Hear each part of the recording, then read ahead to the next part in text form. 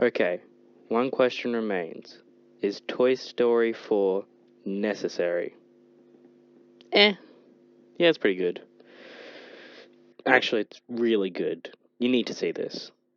Hi, my name is Pat, and I'm here to review Toy Story 4. What did I think about the movie? I think this movie is really good. I can't describe it. It was just, it's probably one of the most well animated films I've seen in a really long time. And I probably would go to say that a lot, but it's true. And this has got such a heartbreaking story about what happens once you've fulfilled your purpose. It's just, the story breaks me. I'm going to do a quick non-spoiler review. Go see it. And that's it. Let's continue. So, spoiler warning from here on out. Okay. The whole story is about Woody dealing with him not being the favorite toy and him fulfilling his purpose of taking care of Andy.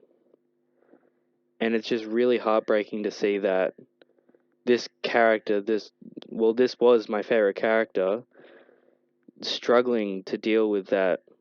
He keeps trying to find purpose and meaning in something he has that his heart's just not in.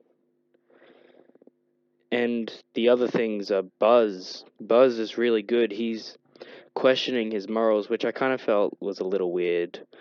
But he did it because Woody kind of got in his head, because he's just always been this confident person, just kind of reacting to things and doing what he thought was best. But now, when Woody said that inner voice telling you what to do, and him just pausing to think about that, kind of struck with me, thinking, well, what do I think? What should I do? I'm kind of annoyed that, like, some of the other characters, like Jesse, wasn't featured as much in this, and some of the newer toys, like Dolly and Trixie and all those other guys, and the Potato Heads, but I understand why the Potato Heads went in it. So yeah, that's the characters. I did like Bo Peep, but to be fair, that Bo Peep, it feels like she's changed quite a lot, and I understand why, because it's been a big time jump. But also that she just felt such a different character compared to what we saw in the first two. I did like Bunny and Ducky. God, they're the best.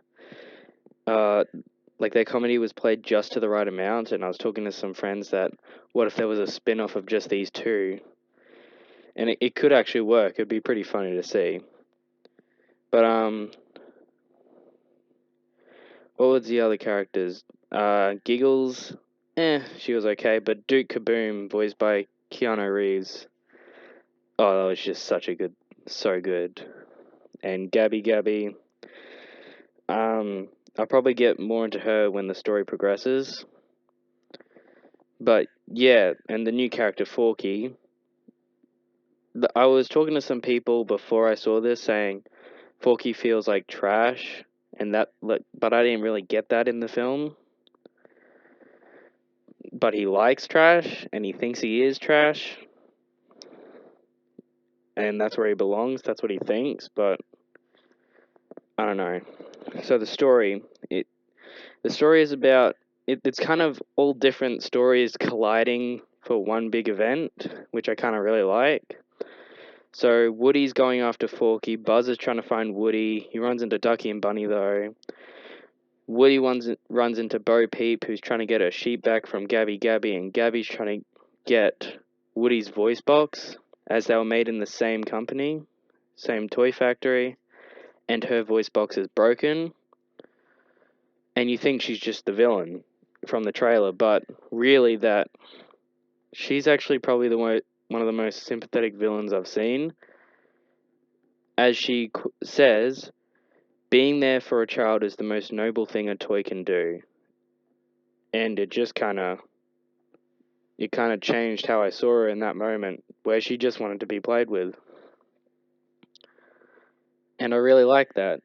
And Woody no matter what, helped this toy find the child that she needed. And for a second there, I thought she was going to turn evil when she got rejected by a child, but then Woody helped her find another child, which is really cool.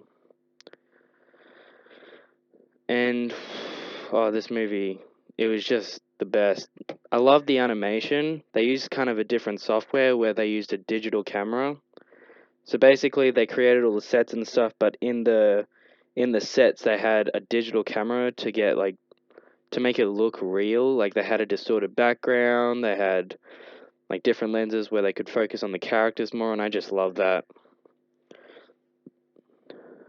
And to be honest, what I think about the film is it wasn't necessary, but what I love about it is it's the epilogue. We saw the conclusion of Toy Story and how that affected Andy and the toys, but we didn't see like how it affected Woody after.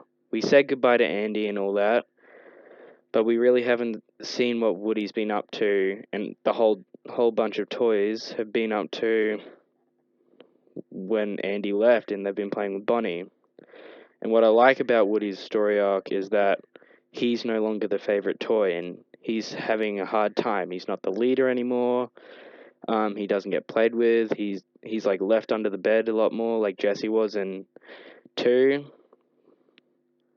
And he just wants to be a part of it and help this kid. And as he sneaks off to kindergarten with Bonnie, it's pretty cool. He's helping this child from behind the scenes without anyone noticing him and stuff. But I do have to say, I feel like the teacher from Bonnie's kindergarten class, she looks like Velma from Scooby-Doo a bit. That's probably just me, but I think she does. Anyway, Woody's story progresses is that he doesn't have a purpose anymore. He's fulfilled his purpose and he has nothing left that he feels like he can do.